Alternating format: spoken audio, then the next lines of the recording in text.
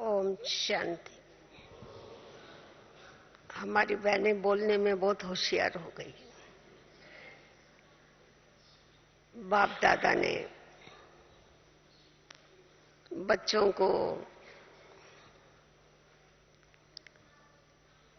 बेहद का ज्ञान दे करके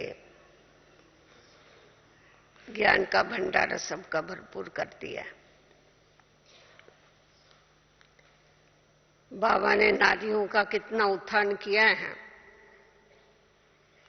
जो समझते थे कि ये घर में आवाज भी नहीं निकाल सकती है, आज सारे विश्व के अंदर चारों तरफ बाबा का आवाज फैलाने के लिए यही नारियां शक्तियां निमित्त बनती। वैसे तो सर्वशक्तिवान बाबा ने हम बच्चों को सर्व शक्तियों का वरदान दिया हुआ है। बाबा कहते, मीठे बच्चे, मैं सर्वशक्तिवान हूं, तो तुम मेरे बच्चे मास्टर सर्वशक्तिवान। तुम शिव शक्ति पांडव सेना हो, जो अपनी योग की शक्ति के द्वारा, ज्ञान की शक्ति के द्वारा सारी सृष्टि को परिवर्तन करने का दिव्य और अलौकिक कर्तव्य करते। बाबा ने हम बच्चों को स्व परिवर्तन करने की कला सिखा करके विश्व परिवर्तन के लिए निमित्त बनाया। सर्व शक्तियों का वरदान देकर के हम कमजोर आत्माओं को शक्तिशाली बना दिया। वैसे तो एक एक शक्ति का अगर वर्णन करें तो हर एक शक्ति ये विशेष शक्ति है। एक शक्ति नहीं, परंतु हमारे अंदर तो सर्व शक्तियां होनी चाहिए, क्योंकि हम सर्व शक्तिवान बाबा के बच्चे। जैसे देवताओं के साथ बाबा ने कहा कि दो शब्दों को हमेशा इस्तेमाल करते हैं, एक है संपन्न और दूसरा है संपूर्ण। जिस समय देवी देवताओं की महिमा होती है तो उनकी महिमा में सर्वगुण संपन्न कहा जाता है। सिर्फ सर्वगुण नहीं कहे गए, परंतु सर्वगुण संपन्न। जब 16 कला की बात आती है तो देवताएं 16 कला संपूर्ण हैं। तो संपन्न और संपूर्ण, ये जो दो शब्द है, इन दो शब्दों के अंदर बड़ा गहरा अर्थ भरा हुआ है। क्योंकि जब संपूर्ण और संपन्न, इन दो बातों को हम जीवन में धारण कर लेते हैं, सर्व कलाओं को, सर्व गुणों को, तभी बाप को प्रत्यक्ष कर सकते हैं। तो वैसे सर्वगुण संपन्न जैसे गायन है, वैसा सर्व शक्तियों से भी हमें भरपूर बनना है। और बाबा ने विशेष हम बच्चों को ये अंडरलाइन कराई है कि जिस शक्ति या जिस गुण की तुम्हारे में कमी होगी, हम कहेंगे और तो सब गुण हैं, परंतु फलाना गुण हमारे में नहीं है, एक ये शक्ति नहीं है, दूसरी शक्तियां तो सब है, पर अंत में जो तुम्हारे अंदर नहीं होगा वही पेपर आएगा। तो जब वही पेपर आएगा तो उस समय पास होने के बजाय क्या हो जाएगा? पास नहीं हो सकेंगे, फेल हो जाएंगे। इसीलिए हमें तो सब सब्जेक्ट में पास होना है, सर्व प्रश्नों के जवाब देने में पास होना है। और पास सिर्फ नहीं होना है, परंतु पास विथ ऑनर होना है। क्यों पास विथ ऑनर होना है? क्योंकि हमको परम धाम में भी बाबा के पास रहना है, और नई दुनिया में हमें श्री कृष्ण के साथ साथ आना है। तो इसीलिए पासवितानर होने की बहुत ही आवश्यकता है। तो अब हम देखते हैं कि बाबा जब सर्वशक्तिवान हैं और हम बच्चों को सर्व शक्तियां वरदान में देता है, परंतु विशेष आज हम लोग सहन शक्ति के ऊपर थोड़ा सा विचार करेंगे कि स्व परिवर्तन के लिए, विश्व परिवर्तन के लिए सहन शक्ति की कितनी आवश्यकता है। एक है सहन शक्ति और दूसरी है सहनशीलता। सहन शक्ति है और सहनशीलता ये दिव्य गुण है। सहन करना फिर भी सहज है, परंतु सहनशीलता जब हमारे जीवन में आ जाती है, जिसकी यादगार आज भक्ति मार्ग में शीतलता देवी, शीतला देवी गाई जाती है। सहन शक्ति के आधार पर शीतला देवी नहीं, सहनशीलता के आधार पर। कोई भी बात होती है, समझो, हम उसका जवाब नहीं देते हैं। कहा जाता है एक चुप तो सौ सुख। हमने जवाब नहीं दिया, चुप रहे, सहन कर लिया, सहन शक्ति को धारण कर लिया।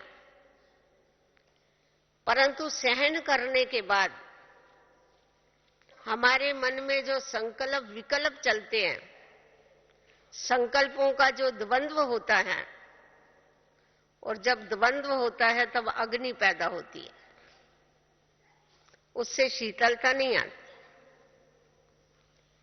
उससे अशांति पैदा होती है। इसने ऐसा क्यों किया, इसने ऐसा नहीं करना था, इसने ऐसा नहीं बोलना था, अरे मैंने तो इसको नहीं बोला, मैंने तो सहन कर लिया, परंतु मैं कितना समय सहन करूंगा। ये जो अंदर में चलता है ना, तो इसको सहनशीलता नहीं कहते, सहनशीतलता। सहन करने के बाद भी हमारा अंदर शीतल रहे, तभी हम दूसरों को भी सहन शक्ति या सहनशीतलता का गुण सिखा सकते हैं या शक्ति दे सकते। तो बाबा ने सिर्फ हमें सहन शक्ति नहीं दिया,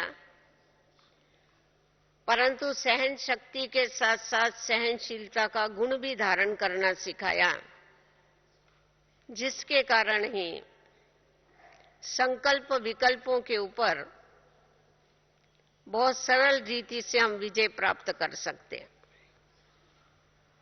आज हम लोग देखते हैं दुनिया में भी जो परिवार इतने बट गए हैं,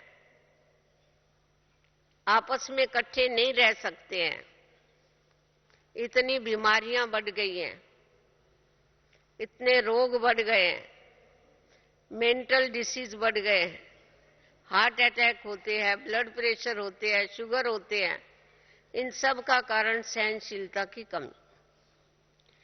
सहनशीलता न होने के कारण आपस में एक दो के साथ एडजस्ट नहीं हो सकते,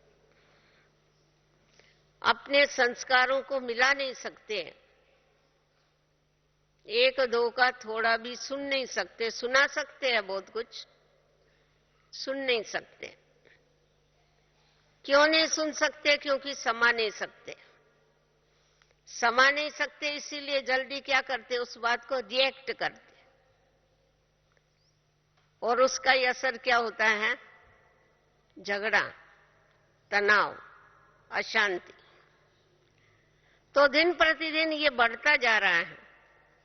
ऐसे समय पर बाबा हम बच्चों को, हम सब एक हैं, एक के हैं, एक की मत पर चलने वाले हैं, इस पाठ को पक्का करा देता।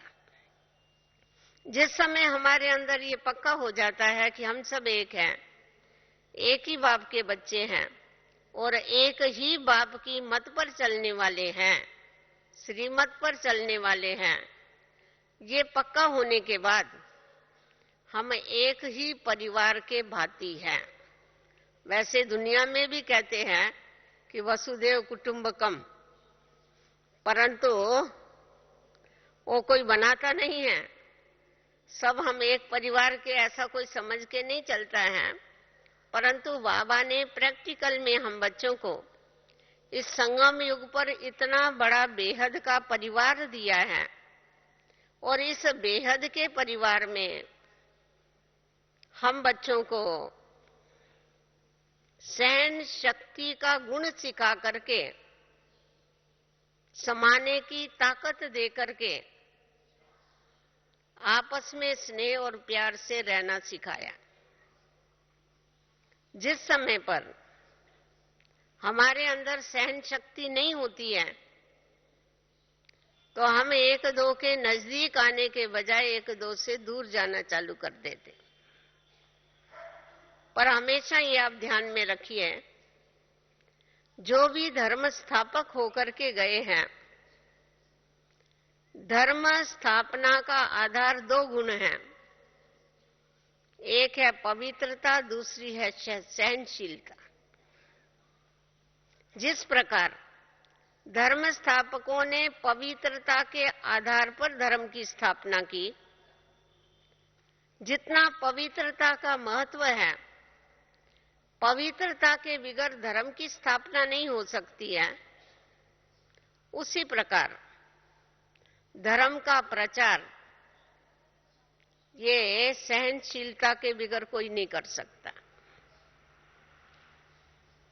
जब तक सहनशीलता नहीं है, आप एक एक अगर धर्म स्थापक की हिस्ट्री पढ़ेंगे तो उस हिस्ट्री में आपको मिलेगा कि हरेक धर्म स्थापक ने कितना सहन किया।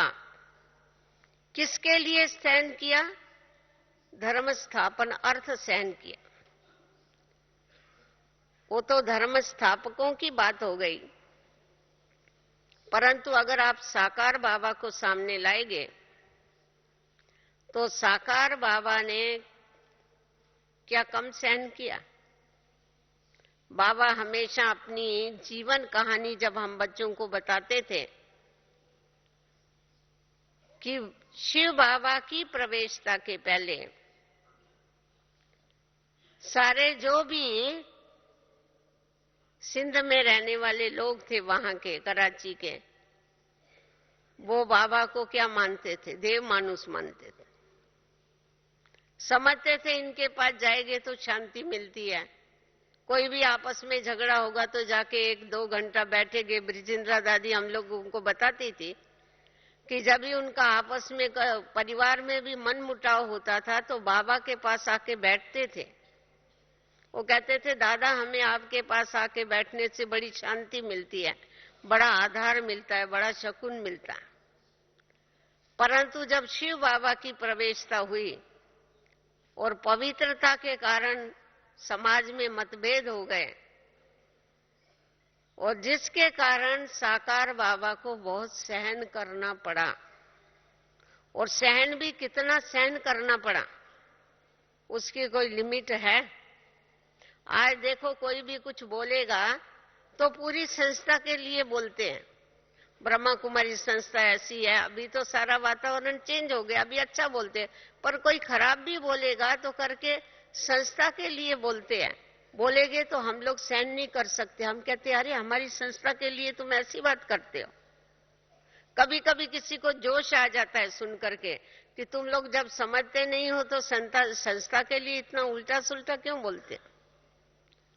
परंतु अगर आप ब्रह्मा बाबा को देखेंगे तो उस समय संस्था की तो बात नहीं थी ना, एकदम डायरेक्ट उनके ऊपर ही वार था।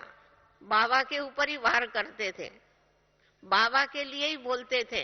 फॉरेन के पेपरों में इधर उधर भी किसके लिए छपा थी? उल्टी सुल्टी बातें। एक श्री कृष्ण आया हुआ है सिंध हैदराबाद में, उसको 16,108 रानियां चाहिए और उसमें से 300 मिली है और उसको चाहिए। ये सब कुछ पेपर में आता था।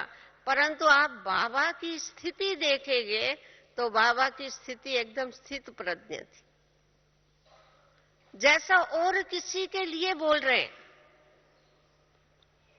बाबा के लिए, मेरे लिए लोग ऐसा बोलते, ऐसा बाबा को कभी भी आया नहीं। इसीलिए दूसरों को ऐसा लगेगा कि बाबा ने कितना सहन किया, परंतु बाबा ने कभी ये वर्णन नहीं किया कि मेरे को इतना सहन करना पड़ा, मेरे को इतना मुकाबला करना पड़ा। उल्टा और ही ये जो सारा घमसान मचाते थे, कभी कभी शांत हो जाते थे, तो बाबा कहता था ये सिंध वालों को क्या हो गया, कुछ आवाज नहीं करते, क्या बात है। और ही ये सब कुछ करते थे तो बाबा का मनोरंजन होता था, उससे डिस्टर्ब नहीं होता था। इसका कारण इतनी बाबा के अंदर सहन शक्ति थी, इतनी सहनशीलता थी। इसका कारण यही कि हमारे को पढ़ाने वाला कौन है, हमको सिखाने वाला कौन है। ये किसके डायरेक्शन है, ये उसके डायरेक्शन, उसके डायरेक्शन के ऊपर चल रहा है। इस निश्चय के आधार पर बाबा कभी भी चल बिचल नहीं हुआ। पिकेटिंग हुई या बैंड कर दिया संस्था को, परंतु बाबा को कभी भी उसके लिए कुछ सोच नहीं चला। और ही बच्चों को आथत देता था, ये परीक्षाएं ठीक हो जाए। आप समझ सकते, बेगरी पाठ चला, बेगरी पाठ में 350 भाई बहने और भंडारे में एक कणा भी नहीं होवे पकाने के लिए। उस समय पर बताओ बाप की स्थिति क्या होगी। परंतु बाबा एकदम निश्चिंत। ये भी तो सहन करने की बात है, डायरेक्ट सहन करने की बात हो गई। तो बाबा ने प्रैक्टिकल में सहन शक्ति क्या है, सहनशीलता क्या है, वो करके बताया कि कुछ भी हो जाए, परंतु हमें अपनी स्थिति को कैसा रखना है। और इतने वैरायटी बच्चे होते हुए, जब बाबा हमेशा ही कहते हैं बच्चे ये वन वन की काठी है, कहां कहां से आई हुई है, तो ये वन वन की काठी जो आकर के इकट्ठी हुई, आपस में टकराव होवे, कुछ भी होवे, तो भी बाबा सदैव सबको समा करके सहन करके चले। इसीलिए इतना हम सब बच्चों को आगे बढ़ाया, विश्व कल्याण के लायक बनाए। मम्मा देखेंगे तो सहनशीलता की मूर्ति, कुछ भी बोलने का नहीं। जब भी देखते थे तभी मम्मा एकदम शांत चित्त, जैसा मम्मा का फोटो है ना वैसा, हमेशा वैसी मुस्कुराती रहेगी, बैठी रहेगी। कभी मम्मा के सामने बच्चे जाते थे, जाकर के मम्मा को बताते थे मम्मा फलाने फलाने ने मेरे को इतना बोला, ये किया वो किया, मैंने बहुत सहन किया। मम्मा बोलेगी सहन किया तुमने? मम्मा उसने मेरे को 10 बारी बोला, मैंने उसको जवाब नहीं दिया, परंतु मैंने सिर्फ 11वीं बारी फिर मैंने उसको जवाब दे दिया। मम्मा कहते गया 10 बारी के ऊपर पानी फेर दिया तुमने। 10 बारी तो नहीं बोला, पर एक बारी बोल करके क्या किया, खलास हो गई ना तुम्हारी सहन शक्ति। तो मुझे कितना सहन करना है? कोई कोई ऐसा सब, मेरे को ही मरना है क्या, मेरे को ही सहन करना है क्या? अरे मुझे ही तो देवता बनना है, तो मुझे ही करना पड़ेगा ना सब कुछ। तो ये जो है एकदम ऐसे होके जब मम्मा के सामने जाते थे, तो मम्मा उस समय पर कहती थी हाँ तुमको ही झुकना है। सहन शक्ति कब तक मम्मा सहन करना है? मम्मा कहती थी जब तक जीना है तब तक सहन करना। जब तुमने सिर उखली के अंदर दिया तो धक्कों से डरते काय को है? कोई भी उखली में सिर देगा तो वो तो कूटेगे ना उसको जरूर, तो उसमें डरने की क्या बात है? 2 धक्के ज्यादा लग जाएगी, क्या फर्क पड़ने वाला है? तो बाबा ने हम बच्चों को ये प्रैक्टिकल में बताया करके, मम्मा बाबा ने, हमारी दादियों ने प्रैक्टिकल में करके बताया कि इतना समाज का विरोध होते हुए, इतना आपस में एक दो के अलग अलग विचार होते हुए भी बाबा कहता है बच्चे आपस में मत भिन्न भले होवे, परंतु मतभेद नहीं होना चाहिए। मत भिन्न अलग चीज है, मतभेद अलग चीज। क्योंकि वैरायटी ड्रामा है, सब अगर एक जैसे हो जाएगी तो इसका वैरायटी इसको कह ही नहीं सकेंगे। सबके संस्कार अपने अपने हैं, सबके विचार अपने अपने हैं, परंतु हम सब एक ही श्रीमत के ऊपर चलने वाले। इसीलिए हमारे मत में भले भिन्नता होगी, परंतु मतभेद नहीं हो जाना चाहिए। मतभेद से झगड़े होते, और उसका कारण क्या है? देह अभिमान। सहन शक्ति की कमी का कारण भी देह अभिमान। मेरे को सहन करना है। बाबा ने हमें अभी भी क्या बच्चों को पक्का कराया कि जिस समय परिवर्तन होना है स्व को, उस समय क्या करना है? मुझे पहला नंबर में मुझे अर्जन बनना है, मुझे परिवर्तित होना है। सामने वाला परिवर्तित होवे तो मैं परिवर्तित हूं। अव्यक्त बाबा ने कितना अच्छा इसके ऊपर बताया। सामने वाला तुम कहते हो ना, इसकी भूल है, इसको परिवर्तन होना चाहिए, ये परिवर्तन होगा तो मैं होगा, पहले वो होवे। तो तुमने पहला नंबर किसको दिया? अगर वो पहले परिवर्तन हो जाएगा तो पहले मार्क्स किसको मिलेंगे? पहला नंबर वो हो गया, तुम्हारा कौन सा नंबर हुआ? तो तुम सहन करेंगे? भले इसको पहला नंबर मिले, मेरे को दूसरा नंबर होवे, ऐसा कोई नहीं सहन कर। तुम खुद सामने से अपना पहला नंबर छोड़ के दूसरे को पहला नंबर दे रहे। तो अगर थोड़ी सी सहनशीलता रखेंगे, इसके लिए चाहिए जीवन में धीरज। अगर धीरज है, धीरज का फल हमेशा मीठा होता है। आप धीरज रखो। ये कर्म क्षेत्र है। कर्म क्षेत्र के ऊपर हम जैसा कर्म करते हैं, उसका फल हमको जरूर मिलता है। अगर हम ठीक रास्ते पर चल रहे हैं, हम श्रीमत के ऊपर चल रहे हैं, हम अपनी ईश्वरीय मर्यादाओं के ऊपर चल रहे हैं, तो उसका फल तो हमको मिलने वाला ही है, वो कोई टाल नहीं सकता। अधीर्य होने की क्या जरूरत है? अधीर्य होने के कारण सहन शक्ति टूटती है। उतावलापना। हम तुरंत फल खाना चाहते, कच्चा फल। बाबा कहता है कच्चा फल नहीं खाना, पेट दुखेगा।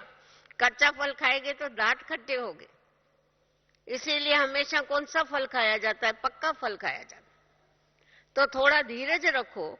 आप धीरज रख के जो पुरुषार्थ करते हो, उसकी प्रारंभ देखो तो सही, उसकी रिजल्ट क्या निकलती है। आप पहले ही अपनी बुद्धि से क्या करते हो? उसकी रिजल्ट को सामने ले लेते हो, और अपनी सहन शक्ति को क्या करते हो? तोड़ देते हो। और जिसके कारण क्या हो जाता है? तुम्हारी शांति भी खो जाती है, तुम्हारी शीतलता भी गायब हो जाती है। नहीं तो आप लोगों को मालूम होगा, जो शीतला देवी है, शीतला देवी के मंदिर में खास बच्चों को लेके जाते हैं। जब भी उनको देवी निकलती है ना, तो शीतला देवी के मंदिर में लेके जाते हैं। उनके ऊपर शीतला देवी के छींटे डालते पानी। उसके अंदर इतनी शीतलता है, उसका पानी लेके अगर ऐसे छींटे डालें तो वो तो देवी वगैरह जो निकलती है शरीर के ऊपर नहीं, वो दाने दाने निकलते हैं, तो वो गर्मी के कारण ही निकलती है। उससे बोलते हैं वो ठीक हो जाते बच्चे। तो हमारी यादगार देखो क्या है? हमारे पानी से लोग ठीक हो जावे तो हमारी स्थिति तो कितनी ऊंची होनी चाहिए। और ये हमेशा ध्यान में रखो, जब धर्म स्थापन करने अर्थ उनको सहन करना पड़ा, हम तो डबल स्थापन कर रहे हैं। धर्म भी स्थापन कर रहे हैं, राज भी स्थापन कर रहे हैं, हम पूजनीय भी बन रहे हैं। वो बताए, बड़ा अच्छा मिसाल बताते हैं। बोला एक बारी क्या हुआ, एक भिक्षुक था, शिष्य था इसका, बौद्ध का, बौद्ध धर्म के प्रचार के लिए निकले थे ना, तो उनका शिष्य था। तो उसने कहा अपने गुरु को, बौद्ध को कहा, बोला मैं धर्म प्रचार के लिए जाऊं। बोला तुम कैसा जाएंगे? धर्म प्रचार के लिए जाएंगे, तुमको बहुत गालियां खानी पड़ेगी। तो बोला फिर क्या हो गया, सिर्फ गालियां ही खानी पड़ेगी ना? मैं खाएगा ना गालियां। गालियां खाई तो क्या हुआ? मैं तो बोला कैसा, तुम कैसा सहन कर सकेगा? बोला मैं उस समय ये सोचूंगा कि इसने मेरे को गालियां दिया ना, मेरे को मारा तो नहीं ना। तो बोला नहीं, वो तेरे को मारेगे भी, फिर तुम क्या करेगा? तो बोला मैं उस समय सोचूंगा कि इसने मेरे को मारा, मेरे को जान से तो नहीं मार दिया ना। तो बोला वो तेरे को जान से भी मार देगी, फिर तू क्या करेगा? भाग के आ जाएगा? बोला नहीं, फिर मैं ये सोचूंगा कि अच्छा हो गया मेरे को इस पुराने शरीर से उसने छुड़ा दिया। तो बोला अभी जाओ, जाके तुम लायक है, धर्म प्रचार के लिए लायक है, अभी जाके धर्म का प्रचार करो। तो धर्म प्रचार जिसको करने का है, हम भी तो प्रचार करते हैं धर्म का, उसके लिए सहन शक्ति ये बहुत ही आवश्यक। अगर वो हमारे अंदर नहीं है तो हम क्या कर सकते हैं? सहन शक्ति अगर नहीं होगी तो हम मुकाबला नहीं कर सकते। और सहन शक्ति को धारण करना है तो पहली बात हमारे अंदर क्या चाहिए? भाई भाई की वृत्ति। मेरा ही परिवार है तो आपस में भी आप ये हमेशा ध्यान में रखो, जैसा बाबा 5000 बरस के बाद मिलता है वैसा ये ईश्वरीय परिवार भी हमें 5000 बरस के बाद मिलता है। और ये जो परिवार है ये हमें बल देने वाला परिवार, ये जो परिवार है ये हमको शक्ति देने वाला परिवार है। कोई बोलेगा नहीं मैं अकेला इस मार्ग पर चल जाऊंगा, जिसमें सहन शक्ति की कमी होती है ना, वो कहते नहीं नहीं हम ना अकेले ही अच्छे हैं, हमारे को कोई किसी की जरूरत थोड़ी है, मैं और मेरा बाबा। बाबा ने ऐसा नहीं सिखाया।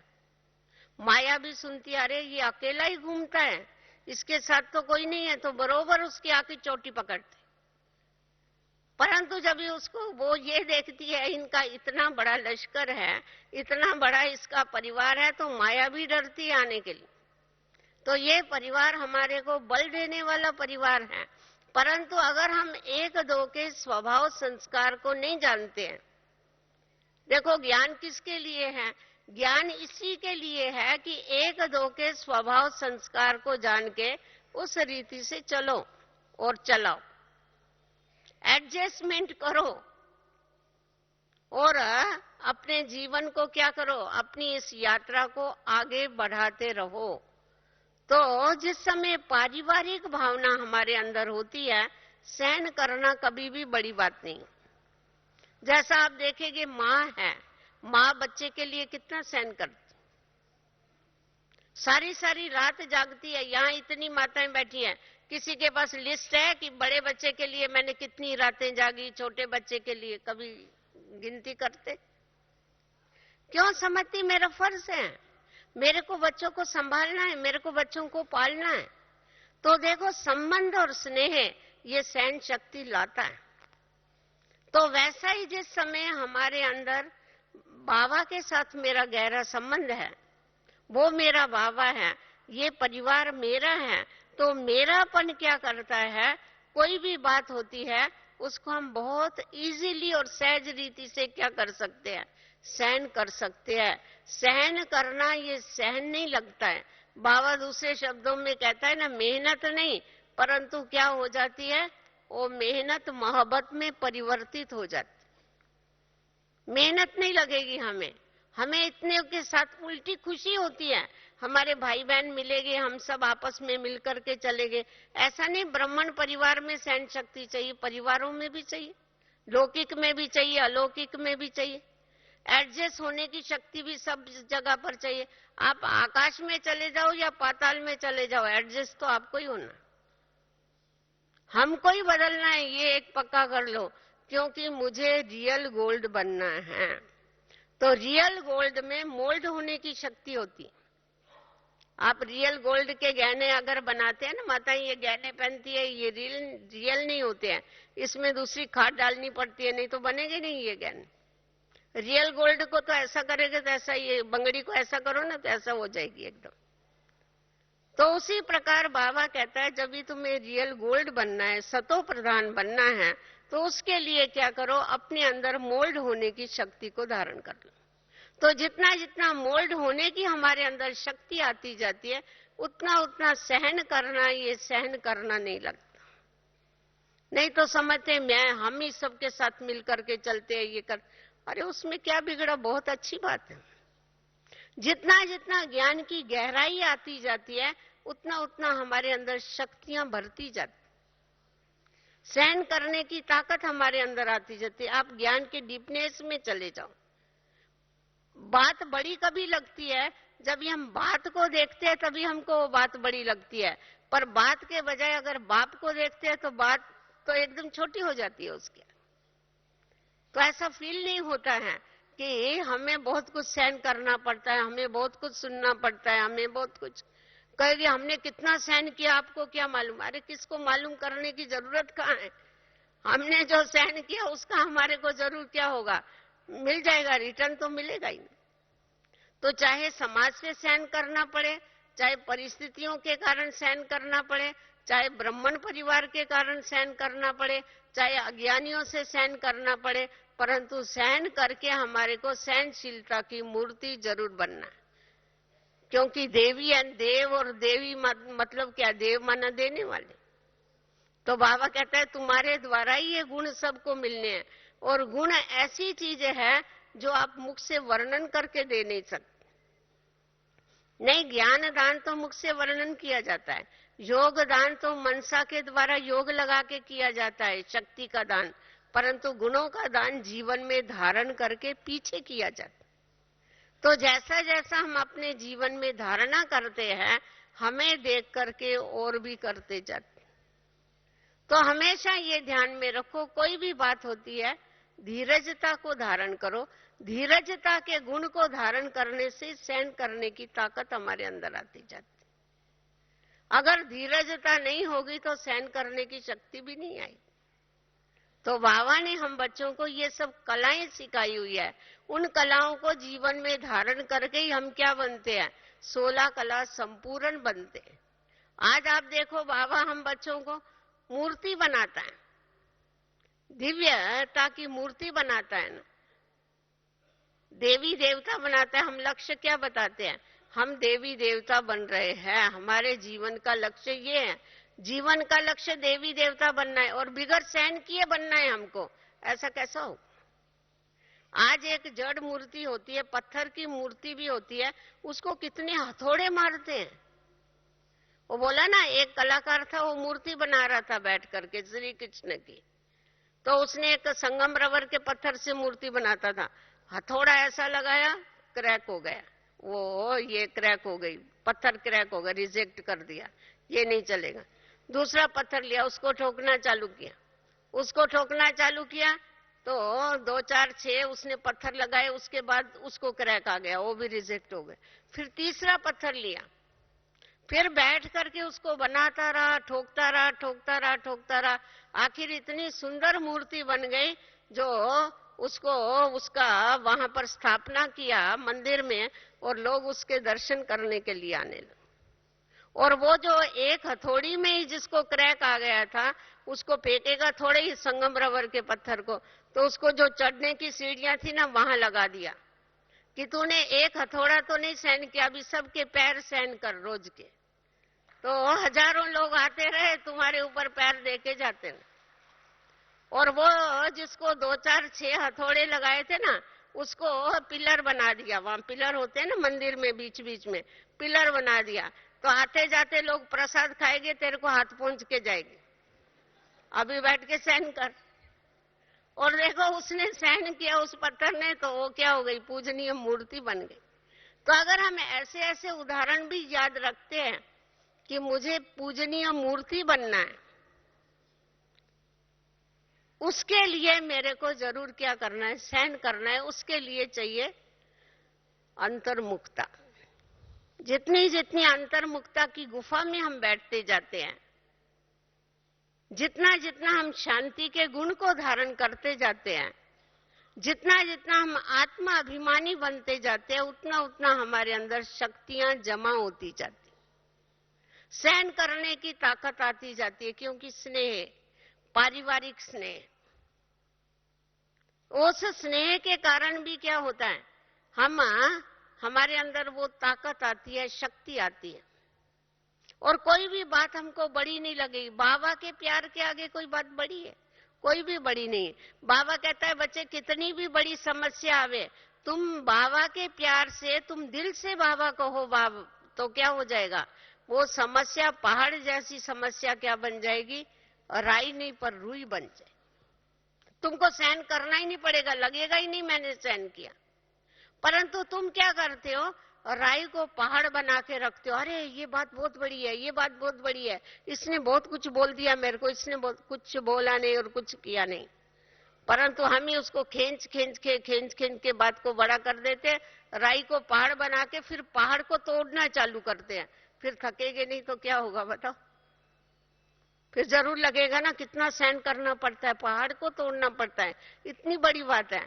नहीं, बाबा कहता है कोई भी बात आवे तो तुम उससे, उस बात से तुम बड़े हो जाओ, क्योंकि तुम बड़े बाप के बच्चे हो। तो बड़े बाप के बच्चे तो हमेशा बड़े ही रहेंगे। अगर इतना भी हमको याद रहे ना हम बड़े बाप के बच्चे हैं, तो बड़प्पन हमारे में आता जाएगा। तो बड़ों को तो हमेशा क्या करना है, बड़ा किसको कहा जाता है? बड़ा माना झुक के चलने वाला, बड़ा उसको ही कहते हैं। जो ऐसा करके चलेगा उसको कौन बड़ा मानेगा? आज देखो पेड़ को सब कितना प्यार करते हैं, उसको इतने पत्ते होते हैं, इतने फल होते हैं, कितना सब प्यार करते हैं। क्यों? क्योंकि वो सबको छांव देता है और सदैव झुका रहता है। जितने उसको फल आते हैं उतना वो झुकता जाता।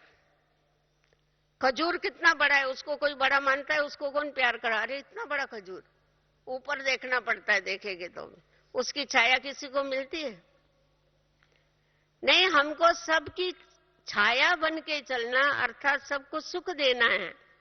उसके लिए हमको कुछ सहन करना पड़े, कुछ त्याग करना पड़े। त्याग के बगैर तो सहन शक्ति नहीं आ सकती। कुछ तो छोड़ना पड़ेगा ना, मैंपन छोड़ना पड़ेगा, मेरापन छोड़ना पड़ेगा। वैसा वैसा क्या होती जाएगी, शक्तियां हमारे अंदर जमा होती जाएगी।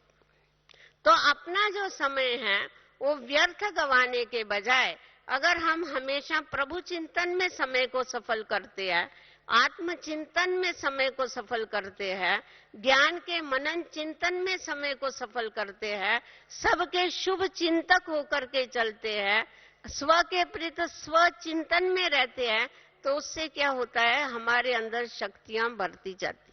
नहीं तो क्या होता है, एक तरफ बाबा से याद करके, बाबा को याद करके अपने अंदर शक्ति भरते हैं और दूसरी तरफ शक्तियों की लीकेज होती। अपनी तरफ ध्यान न देने के कारण आप किसी मटके में ऊपर से तो नल चालू कर दिया, पानी भरता जा रहा है और नीचे से लीक होता जा रहा है, कैसा भरेगा? तो वैसा अगर कोई भी लीकेज है तो वो क्या हो जाएगा, हमारे पास स्टॉक जमा नहीं होगा। तो हम मेहनत तो जरूर करते हैं बाबा को याद करके शक्तियां भरने का, परंतु उसके साथ साथ व्यर्थ संकल्पों के द्वारा हमारी शक्ति कभी लीक न होवे, इसका भी हमें जरूर ध्यान रखना। तभी बाबा कहता है कि बच्चे, अंतर्मुखता की गुफा में बैठ करके तुम अपने को चेक करो, चेक करके खुद को क्या करो, चेंज करने का एक दृढ़ संकल्प करो। संकल्प तो जरूर करते हैं कि हमें चेंज होना है, इसके लिए हमें चेंज होने के लिए स्व का चिंतन करने की जरूरत है, स्वदर्शन करने की आवश्यकता है। बाबा ने कहा ना, किसी किसी का स्वदर्शन चक्र हिलता भी नहीं है, घूमना तो छोड़ो पर हिलता भी नहीं, जाम हो जाता है। नहीं, कभी कभी चक्का जाम हो जाता है ना, गाड़ी का भी चक्का जाम हो जाता, घूमता ही नहीं। तो वैसा ये भी, जैसा चक्का स्वदर्शन का जाम हो जाता है। क्यों? क्योंकि परदर्शन करने की आदत। तो जब ये दूसरों को देखते हैं, दूसरों को देखने के कारण स्व को देखने का समय नहीं मिलता है, और स्व को न देखने के कारण स्व को परफेक्ट नहीं बना सकते। तो बाबा को अगर आप सामने रखेंगे, देखो बाबा ने हमेशा हर बातों में बच्चों को आगे किया। पहले मैं नहीं कहा, पहले बच्चे का, परंतु स्व परिवर्तन में पहले मैं, पहले ये नहीं कहा बच्चे करे तो मैं करूं। कभी भी बाबा की मुरली में आपने सुना कि बच्चे करेंगे तो बाप करेगा? नहीं नहीं नहीं, मुझे करके ही बताना है। और बाबा ने प्रैक्टिकल में करके ही बताया। और बाबा को देखो ये पक्का था कि मेरा नंबर 1 है, हम सबको पता है बाबा का नंबर, मम्मा बाबा के नंबर डिक्लेयर है कि ये फर्स्ट और सेकंड में आने वाले हैं, तो भी इन्होंने अपने ऊपर कितना पुरुषार्थ किया, आपको और हमको मालूम भी नहीं है, तो भी हम अलबेले बन जाते। क्या हमारा कौन सा नंबर है मालूम नहीं है, रेस चल रही है, भाग रहे हैं सब घोड़े। ये म्यूजिक चेयर है ना, भागते जा रहे भागते जा रहे, अचानक अंत आएगा तो सब अपने अपने सीट के ऊपर सेट हो जाए। तो बाबा ने जितना अटेंशन दिया, इसका कारण बाबा के अंदर इतनी जो शक्तियां जमा हुई, उसका कारण क्या रहा? क्योंकि बाबा का खुद के ऊपर फुल अटेंशन था, मम्मा का अपने ऊपर फुल अटेंशन था। तो हमें भी क्या करना है, अपने ऊपर फुल अटेंशन देना है। कि मेरे को अपना खाता क्या करना है, जमा करना है, शक्तियों का खाता जमा करना है। अगर शक्तियां नहीं होगी तो विजय नहीं होगी, विजय नहीं हुई तो फिर हम नई दुनिया में स्वर्ग में श्री कृष्ण के नजदीक कैसे जा सकते। तो विजय माला का दाना बनने के लिए पहले बाबा के साथ अपना बुद्धि का योग लगा के अपना सर्व शक्तियों का स्टॉक जमा करना है। और वर्णन नहीं करो कभी भी, मैंने ये सेंड किया, मैंने ये छोड़ा, मैंने सारा समय वर्णन। ये क्यों वर्णन करते हो? क्या छोड़ा ये नहीं वर्णन करो, क्या पाया वो वर्णन करो। तो जितना जितना ये याद करेंगे ना हमने क्या पाया, अरे बाबा ने मुझे क्या नहीं दिया, तो जितना जितना प्राप्तियों का हम वर्णन करते रहेंगे ना, चाहे बुद्धि में चाहे मुख से, तो प्राप्तियों के वर्णन से हमें खुशी होती है। जितनी जितनी खुशी होती है उतना उतना कोई भी समस्या आती है ना, खुशी में आप देखेंगे उमंग उत्साह में कोई बड़ी बात भी बहुत छोटी लगती है। और अगर उल्टा सोचेंगे ना तो उससे वीकनेस आती है। वीकनेस के कारण क्या होती है, बड़ी छोटी बात भी हमको बड़ी फील होती है। जिसके शरीर में ताकत नहीं होगी उसको आप बोलो ये घड़ी उधर उठा के, अरे इतना दूर कैसा जाऊंगा मैं, चल के कैसा उठाऊं। जिसमें ताकत होगी वो सोफा उठा के भी फेंक देगा उधर, ताकत की बात है ना। तो वैसे ये भी ऐसी बात है, जिस समय हमारे में खुद में शक्ति होती है तो कितनी भी बड़ी बात होगी ना, हमको ऐसा नहीं लगता मुझे सहन करना पड़ता, परंतु खुद की वीकनेस के कारण हमको फील होता है कि मुझे सहन करना पड़ता है। वास्तव में हम कुछ भी सहन नहीं करते। क्या सहन करते? सहन क्या किया हमने? पुरानी दुनिया छोड़ी और बाबा ने देखो हम बच्चों को कितनी बड़ी विश्व की बादशाही दे दिया, प्राप्ति कितनी बड़ी किया। तो बाबा की प्राप्तियों को याद करने से बाबा और प्राप्तियां, इसीलिए बाबा हमेशा कहता तुम बच्चों के एक आंख में बाबा मुक्ति और दूसरे आंख में जीवन मुक्ति होनी चाहिए। तो जब ये तुम्हारी आंखों में रहेंगे तभी ये कोई भी छोटी मोटी बातें तुमको कभी भी फील नहीं होगी। इसीलिए कभी पर दर्शन नहीं करना, पर चिंतन नहीं करना, कभी फालतू वर्णन नहीं करना, फालतू सुनना नहीं कभी किसी का। तो उसमें क्या हो जाएगा, तुम्हारी शक्तियां बचती जाएगी। इसमें शक्तियों का लीकेज होता है। हम कहते हमने तो बोला नहीं, सामने वाले ने बोला ना, हमने इसलिए सुन लिया। अरे जब हम ठीक ही नहीं कर सकेंगे तो क्या करेंगे। आप देखो जैसा कोई आंख वाला डॉक्टर है उसके पास कान वाला पेशेंट जाता है, उसको बोलता है देखो जो डॉक्टर मेरे को सुनाई नहीं पड़ता है कान, वो क्या बोलेगा? वो सुनता है? वो बोलता है भाई तुम रॉन्ग आए हैं, वो डॉक्टर वो दूसरी जगह पर है, उधर जाओ, इधर नहीं आना। वो सुनेगा भी नहीं, वो बोलेगा मैं क्यों अपना टाइम वेस्ट करूं जब भी मैं इसकी दवाई नहीं कर सकता। तो उन लोगों में इतनी समझ होती है। और हम जब भी सामने वाले को ठीक नहीं कर सकते हैं, हम क्यों किसी की बात बैठ के सुने। अगर कोई हमको किसके लिए उल्टा सुनावे तो हम कहे बाबा ये रॉन्ग नंबर है, इधर नहीं आना। हमारे को आकर के नहीं सुनाना, हमारा टाइम वेस्ट नहीं करना प्लीज। खुद का भी टाइम वेस्ट नहीं करो, खुद की शक्ति वेस्ट नहीं करो, हमारा भी टाइम और शक्ति वेस्ट नहीं करो। हमें एक दो का शुभ चिंतक बनना है। बाबा कहते बच्चे सावधान रह करके एक दो को सावधान करके क्या करना है, तुम्हें आगे बढ़ते जाना।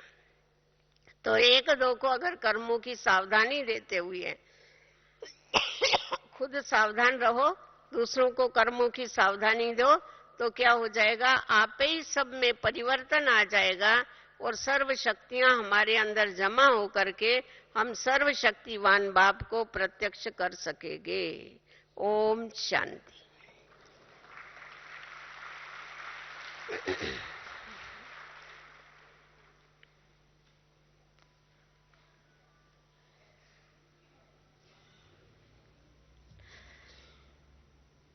मूर्ति का बहुत अच्छा उदाहरण दीदी जी ने दिया। मूर्त देखिए क्या कहती है। पत्थर की मूर्त देखो, पहले तो एक पत्थर थी, कष्टों को सहते सहते, घावों को सहते सहते मूर्त बन गई है। मूर्त ये कहती है तुम भी सहो ना, हम जैसे सहते हैं तुम भी सहो ना। आदरणीय दीदी जी ने हम सभी को सहनशीलता की देवी और देव बनने का बहुत गहन वरदान दे दिया और साथ साथ ये अनुभूति भी कराई कि सहनशीलता कितनी ऊंची शक्ति है। बहुत बहुत धन्यवाद आदरणीय दीदी जी।